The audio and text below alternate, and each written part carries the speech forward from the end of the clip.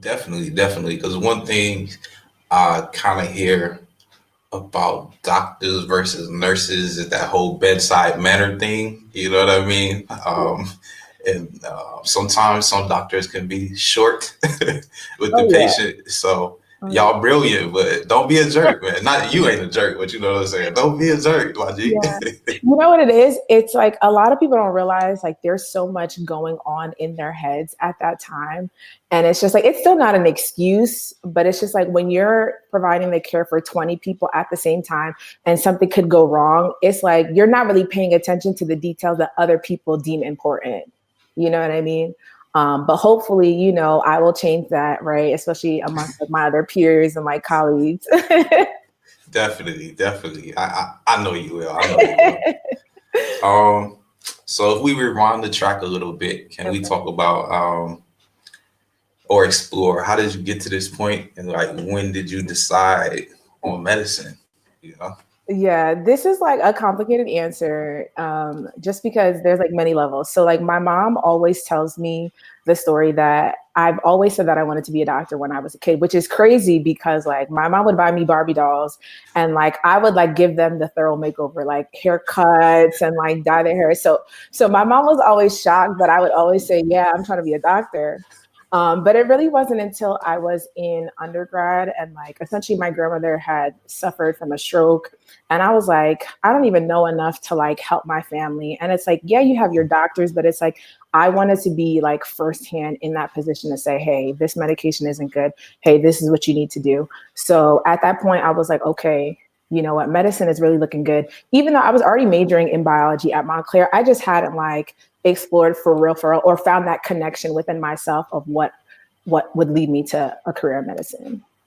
Got you. Yeah. Got you. So almost like a personal family happening Right. drove that commitment or that Right. passion. Right. And then Got you. my mom was like, look, I didn't think that you were really gonna do it. I'm like, yeah, me either, man. Yeah, man, the biology and organic chemistry, all that crew up in Montclair State studying forever. I do remember that. Yes. Okay.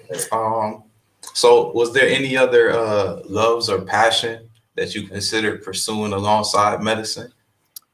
Not completely. I mean, like I still want to be like a travel blogger. I still feel like I can be like a part-time stylist. I still feel like I could do other stuff in the community, but like not like full-blown career. No. Okay, Yeah. okay. Medicine went out all the way. Yeah, Awesome, yeah. awesome.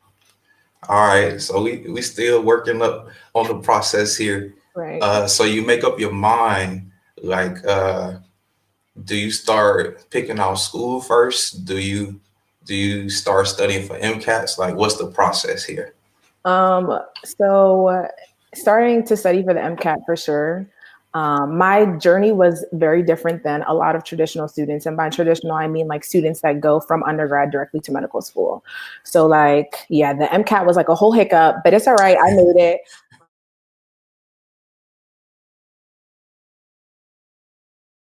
It.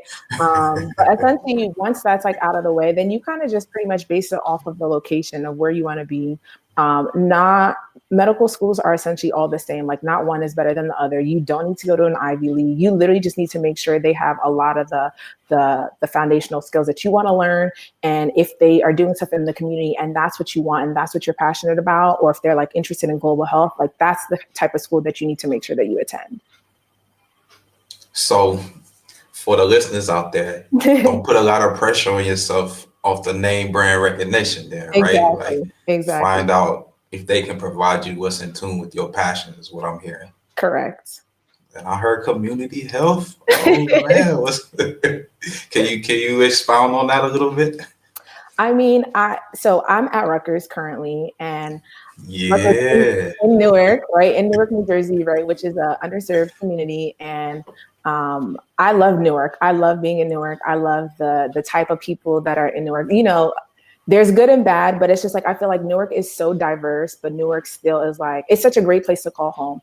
And so I feel like a lot of the people or things that I see, I may not see anywhere else, right? In areas that aren't as underserved or areas, that they don't have like as many certain medical conditions or certain findings and things like that. So I feel like Newark is one of those like hidden gems. It has a great program, and a lot of people here like want to give back to the community, and a lot of like the faculty and the attendings have been here for years. Like when I tell you, they're like, yeah, I've been here for 30 years. I never thought to go anywhere else. I'm like, wow, like, okay, so tell me, like, how is Newark then versus now? You know what I mean? Like, what? Yeah.